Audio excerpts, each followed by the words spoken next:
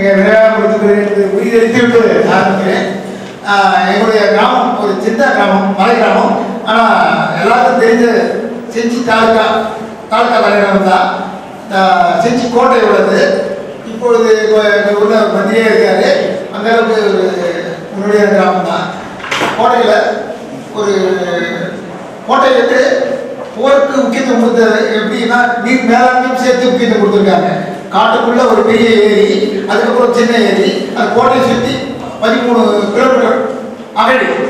இதுக்கு தனி பண்ணது காட்டுக்குள்ள ஏரி. இதை 100 ஆண்டுகளாக பராமரிக்காமல் இருந்ததால் எங்கள் ஊரில் டிராக்டர் தண்ணி வாங்கி சாப்பிட்டோம். டிராக்டர் 6 ரூபாய் கொடுத்து தண்ணி வாங்கி குடிச்சோம். அது உப்பு தண்ணி, வேற வழியெல்லாம் இருந்தது. அந்தந்த ஏரிகளை ஆக்கிரமிப்பாளர் எங்கள் ஊரில் 10வது வார்டாகவே அந்த ஏரியை அறிவிச்சுட்டாங்க. அவ்வளோ எல்லா வசதியும் லைட் கம்பு கொடுத்தாங்க, தண்ணிலாம் கொடுத்தாங்க. ஏரி ஃபுல்லாக ஆக்கிரமிப்புக்கு அந்த சூழல் கொஞ்சம் தான் ஐயாவால் 2 வைக்கிறது. நாங்கள் 40 பேர் குழு வைத்து எல்லாம் எங்கள் local court, district court, Chennai high court, supreme court வரைக்கும் போனோம். ஆனால் சுப்ரீம் கோர்ட்லேயும் தீர்ப்பு கொடுத்தாங்க காலி கொடுன்னு சொல்லி. ஆனால் காலி கொடுத்தது யாரும் தயாராக இல்லை. இந்த சூழலில் சுப்ரீம் கோர்ட் ஜட்ஜி மேலே அவமதிப்பு போட்டாங்க. அப்பயும் பண்ணல. ஜட்ஜி சொல்லி சுப்ரீம் கோர்ட் ஜட்ஜி சொல்லி வேலை செய்யலை. ஜட்ஜி இருக்கு, கோர்ட் இருக்கு. ஜட்ஜி மேலே கொண்டும்போது ஐஜிக்கு ஒரு தகவல் கொடுத்தார். ஒரே ஒரு மாதத்தில் அந்த கலெக்டரையும் எஸ்பியும் கைது பண்ணி அனுப்பணும், இல்லாட்டி நான் ராணுவத்தை அனுப்பிச்சு கைது பண்ணணும்னு சொன்னாங்க. அதுக்கப்புறம் தான் அந்த ஏரி காலி பண்ணிட்டாங்க. அந்த அளவுக்கு என் கூட வைக்கிற வக்கீல் நம்ம வைக்கிற எல்லாரும் மாதிரி எனக்கு உதவி பண்ணாங்க. இன்னைக்கு என் கூட தண்ணி பஞ்சம் இல்லை, நாங்களே செலவு பண்ணோம். 45 நாள் அந்த ஏரி தூர்வாரி என்னைக்கு தூர்வாரணுமோ அன்னையிலிருந்து இன்ன வரைக்கும் அப்படியே தண்ணி குறையாம இருக்கு.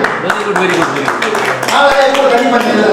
அதுக்கு அடுத்தபடியாக நாங்கள் அடுத்த ஒரு செயல் ஏன்னா 42 கிலோமீட்டர் வெள்ளக்கார காலத்திலிருந்து அந்த கால்வாய் தண்ணி வந்ததில்லை. ஆனால் வருஷம் பல கோடிகள் செலவு பண்ணுவாங்க. ஒரு சூழலில் அந்த கால்வாய் வெட்ட ஒரு மந்திரி கோவிந்த் சேம் ஐயான்னு பேர். அவர் தான் இந்த உதயசீரன் திட்டத்தை திமுக கட்சி கொடுத்தவர். உதயசீரன் திட்டத்தை திமுக கொடுத்த ஒரு மந்திரி, விவசாய மந்திரியாக இருந்தார் கோவிந்த் சேம் ஐயான்னு பராமரிச்சுட்டு. அவர் வந்து அவர் கால்வாய 1.25 கோடிக்காக 1.25 கோடி பணத்தில் காலை விட்டாங்க. அது காட்டு வழியாக போகும்போது காலை 2ஆக குறைத்தாங்க. அந்த அளவுக்கு ஒரு 90 அடி ஆழம், 80 அடி ஆழம். அப்போ அந்த காலத்தில் எந்த வசதி இல்லாத காலத்தில் ஒரு கால்வாய் இருந்ததுன்னா அட்டை அந்த கால்வாய்க்கு தொல்லையெல்லாம் இந்த கால்வாய் கீழே இறங்கி மேலே தொட்டி போகலாம். இப்படி எல்லா தொழில்நுட்பத்தையும் புதிய தொழில்நுட்பத்தெல்லாம் அந்த காலத்திலே கொண்டு வந்து 40 ஆண்டுகளாக 50 ஆண்டுகளாக தண்ணி வராமல் இருந்தது. வருஷம் செலவு பண்ணுவாங்க, தண்ணி வராது. ஒரு காலத்தில் அந்த கோவிந்தசாமியோடைய மகன் ஒரு கேஸ் போடுறாரு. தொழில் பெரிய சாத்தியம் இல்லை, தண்ணி வராது அப்படின்னு கொடுத்துருக்காங்க.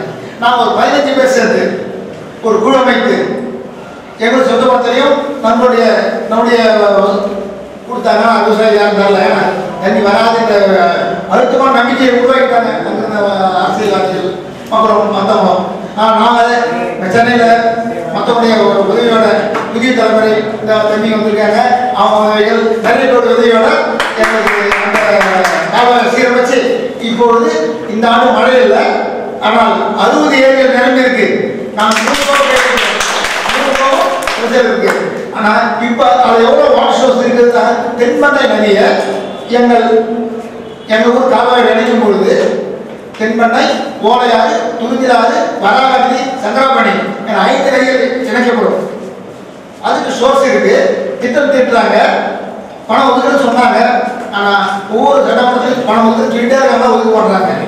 அதுக்கு நீங்களாம் உதவி பண்ணி எங்களுடைய திட்டத்தை நதியணைப்பு திட்டமாக மாற்றி மாத்தினா அது சென்ட்ரல் கவர்மெண்ட் பணம் கொடுக்கும்.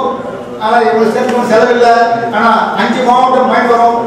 அதுக்கு நீங்கள் தான் உதவி பண்ணணும்ன்றதுக்கு சுயநலத்துக்காக பேச வந்திருக்கு. நீங்கள் பேசுகிறேன் புதுநலத்துக்காக பேசுகிறாங்க. இப்போ நான் சுயநலத்துக்காக பேசுகிறேன். எங்கள் ஊருக்கு எங்கள் மாவட்டத்துக்கு தண்ணி வேணும், அதில் உங்களுக்கு உதவி வேணுன்றதுக்காக பேச வந்திருக்கேன். உங்களோட உதவியோட உங்களுடைய வருவீங்க, உதவி பண்ணுவீங்க என்ற பேராசையோட இடத்திற்கு நன்றி, வணக்கம்.